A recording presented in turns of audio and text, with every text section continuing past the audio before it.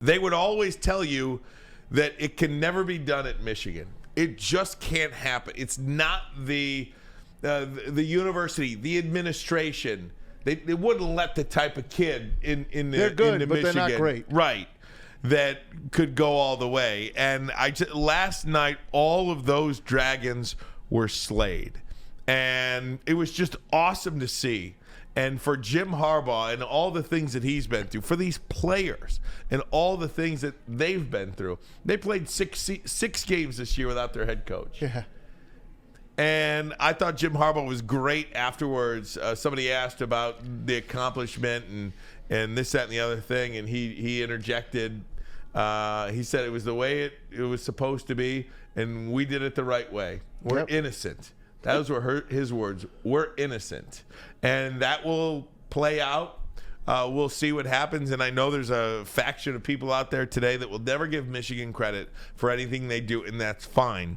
I really am not going to allow that to steal my joy on a day like today. Maybe that's a tomorrow story or a next week story or something like that. I don't know what day that story is, but it ain't today for me. It's already in the books. They won. They did it.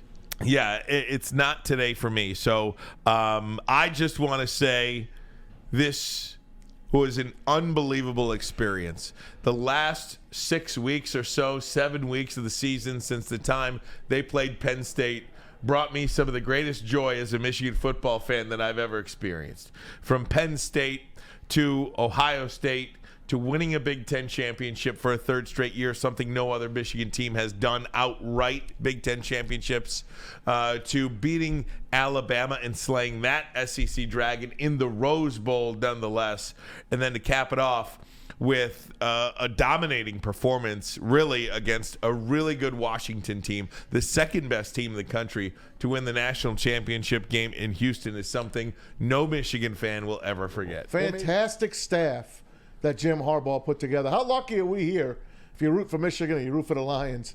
How about those staffs that these coaches and executive boards put together? How about it, man? How about everyone wanting Jim Harbaugh to come back, all the players? Ward Manuel says it. Look, I don't blame the NFL for wanting to look at this guy.